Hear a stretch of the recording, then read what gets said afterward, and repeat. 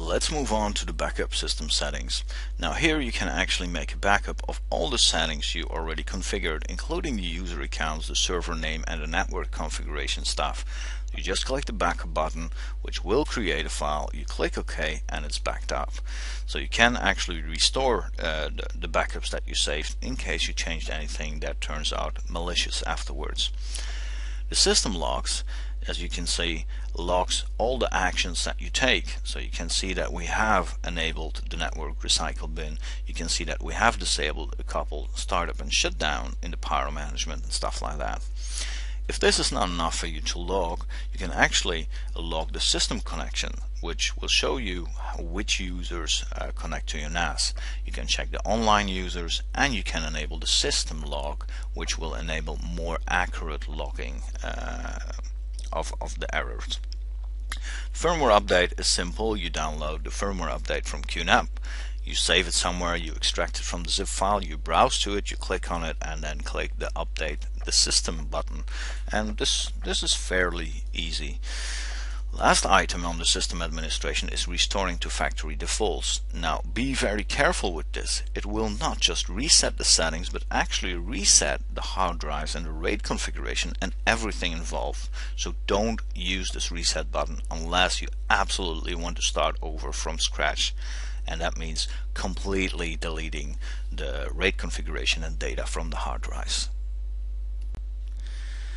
Under disk management then, this is actually the core of your unit where you can see the volume management options. You can create your RAID with your several drives just by clicking on it, or you can check out the current drives that are configured. As you can see, we use the Samsung hard drives of 2 TB and they're all ready now, and you can scan them for problems and stuff like that. In the end, you can here below format the X4 RAID 5 configuration that we have, but know that this will absolutely remove all the data on it and reconfigure the RAID 5 completely from scratch. You can remove it in case you want to develop another RAID system, like stating if you want to delete your RAID 5 and build a RAID 6 volume, you can remove it first and then create the new one. Best advice I can give you here is not to play around with these settings too much, as accidents do happen. You have a RAID management as well, and this is something that many of you will interest. You could start out with 6 drives, just the way I did, and then afterwards expand the capacity, so you could add 1 more drive or 2 more drives and then expand the current RAID 5 you already have. Now this will take time, but you can.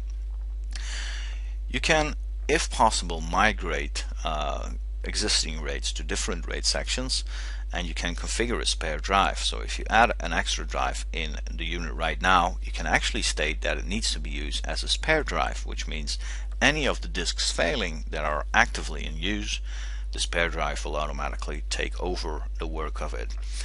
The enable bitmap feature is actually quite handy. Whenever a disk fails in your RAID and you insert a new one, it will take quite some time to rebuild the unit. The bitmap option will make it a lot faster, although it will slow down the general performance with a few percent of the unit.